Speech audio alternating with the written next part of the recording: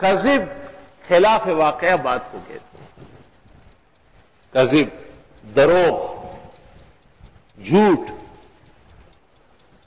یہ صدق کا ضد ہے. صدق سچ کو کہتے ہیں. احادیث سے ثابت ہے کہ کفار بھی حالت کفر میں جھوٹ بولنے سے بہت شرماتے تھے. نبی کریم صلی اللہ علیہ وسلم کو جو الصادق اور الامین کا لقب دیا تھا یہ مشرکین نے دیا تھا. ان کے ہاں صدق اور سچ کی بڑی قدر تھی. ابو سفیان نے رسول اللہ صلی اللہ علیہ وسلم کے بارے میں ہرقل کے دربار میں جھوٹ نہیں بولا. حدیث میں ہے ایک شخص جب جھوٹ بولتا ہے اس کے منہ سے بدبو شروع ہو جاتی ہے. ملائکۃ اللہ کو سخت تکلیف ہوتی ہے اور خدا کے ہاں جھوٹا کہلاتا ہے. اور جب ایک شخص سچ بولنا شروع کرتا ہے وَيُقَالُ لَهُ الصِّدِّيقُ عِندَ اللَّهِ، اللہ تعالیٰ کے ہاں سچا مشہور ہو جاتا ہے. حضرت امام ابو حنیفہ رحمۃ اللہ علیہ کے حالات میں لکھا ہے کہ حضرت کی خدمت میں ایک شخص آیا اور اس نے کہا کہ میں سارے گناہ کرتا ہوں، سارے گناہ. شراب میں پیتا ہوں، چوری میں کرتا ہوں، زنا میں کرتا ہوں، قتل و غارت گری سے میں نہیں چوکتا، سب کام کرتا ہوں. میں نے سنا ہے کہ آپ مسلمانوں کے بڑے امام ہیں، مجھے بچا سکتے ہیں؟ امام تو فی کل علم و فن امام اعظم، ہر چیز میں امام اعظم ہے. حضرت نے فرمایا ایک بات میری مان لیں گے؟ صرف ایک بات. اس نے کہا ایک مان سکتا ہوں، دو نہیں مانوں. حضرت نے فرمایا ایک کا معاہدہ چاہتا ہوں، صرف ایک بات کہ آپ جھوٹ بولنا چھوڑ دیں. اس نے کہا وعدہ ہے. اس زمانے کے لٹیرے، زانی، شرابی، کبابی وہ بھی قول کے بڑے پکے ہوتے تھے. تو حضرت نے فرمایا کہ تم روزانہ جتنے گناہ کر لے مجھے آ کے بتاؤ کہ آج یہ گناہ میں نے کیے. اس نے کہا ٹھیک ہے. وہ چلا گیا. ساتھیوں نے شراب کی مجلس سجائی، اس کو بلایا. اس نے کہا یار آج مجھے کسی وقت بھی امام ابو حنیفہ کے پاس جانا ہے، تو اس عالم کو میں یہ کہوں گا کہ میں نے آج بھی شراب پی لی؟ چلو آج نہیں پیتے. پھر وہ دوسرے گناہ کا وقت آیا تو کہنے لگا آج مغرب کے قریب امام صاحب کے پاس جانا ہے، وہ مجھ سے پوچھے گا کیا کیا گناہ کیا. تو یہ بتاتا ہے کوئی کہ میں نے زنا کیا ہے اور میں نے عہد کیا جھوٹ نہیں بولوں گا. ایک ایک کر کے سارے گناہ ختم ہو گئے اور پاک صاف طاہر مطہر آدمی نکل آیا. جھوٹ بولنے والا اگر بیٹا بھی ہے تو باپ کے کام نہیں آئے گا. جھوٹ بولنے والا اگر ماں باپ بھی ہے تو مضر ہے. کسی جھوٹے پر کبھی بھی پورا اعتماد آپ نہیں کریں. آپ کو پتہ ہے یہ دروغو ہے.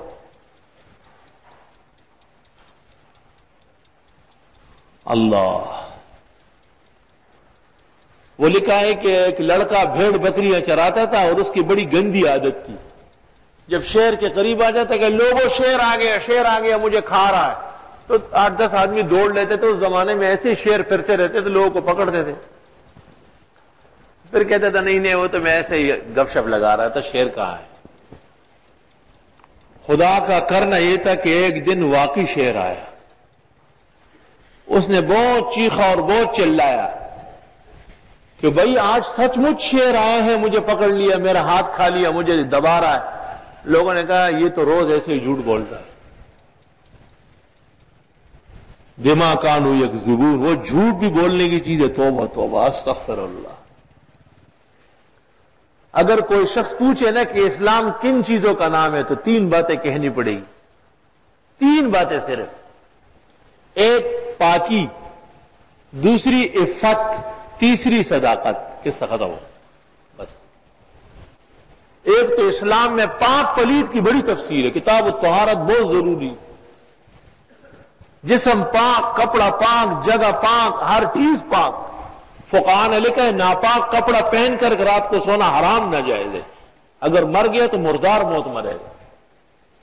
اپنے اختیار سے چھوٹے بچے کو بھی ناپاکی میں رکھنا منع لکھا ہے فقہ میں، تربیت الاولاد میں۔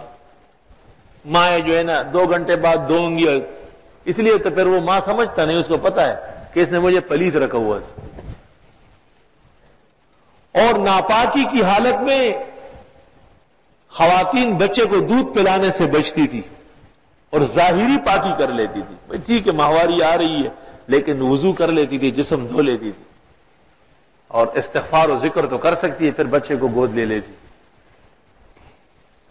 3 باتیں ہیں اسلام کی سربلند باتیں، ایک طہارت ہے، دوسری عفت ہے، تیسری صداقت ہے، پھر ختم ہو گیا، سب پورے علم اس میں آ گئے، سارا دین آ گیا۔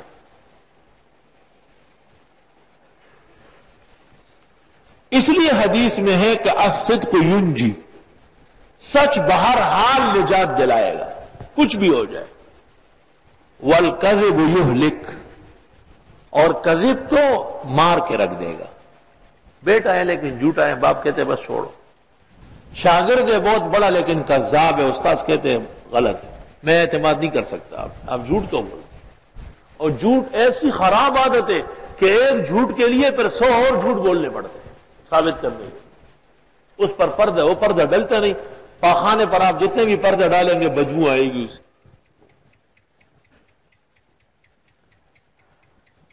وَإِذَا قِيلَ لَهُمْ لَا تُفْسِدُوا فِي الْأَرْضِ، اور جب ان سے کہا جاتا ہے فساد مت کرو زمین میں، قَالُوا إِنَّمَا نَحْنُ مُصْلِحُونَ، یہ کہتے ہیں بے شک ہم ہی تو اصلاح کرنے والے ہیں، ہم ہی تو اصلاح کرتے ہیں۔ جیسے آپ کو کوئی کہے کہ جھوٹ مت بولو تو آپ اس کو کہیں میں ہی تو سچ بولتا ہوں، مطلب آپ کہیے کہ تم جھوٹے ہو، یہ تان ہے بہت بڑا۔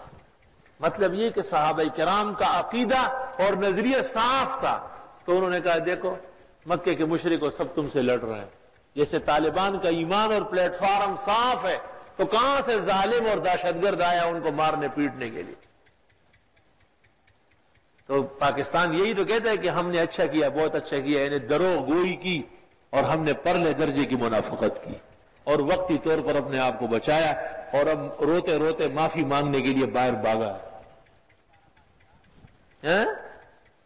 نہ خدائی ملی اور نہ وصال صنم، کچھ بھی نہیں ہوا، نہ ادھر کے رہے نہ ادھر کا رہا، لا الہ الا ولا الہ الا مذبذبین بین الظالم۔ ہر منافق اپنے آپ کو مصلح کہتا ہے کہ مجھ سے یہ بھی خوش ہے اور یہ بھی خوش ہے، ایسا کیسے ہو سکتا ہے؟ حق اور باطل کے نظام میں ایک کا ساتھ دینا پڑے گا، جب حق کا ساتھ دیں گے تو باطل کو ببانگ دہل توڑیں گے، واضح لفظوں میں کہیں گے کہ نہیں ہم نہیں ہے اس نظریے، غلط ہے۔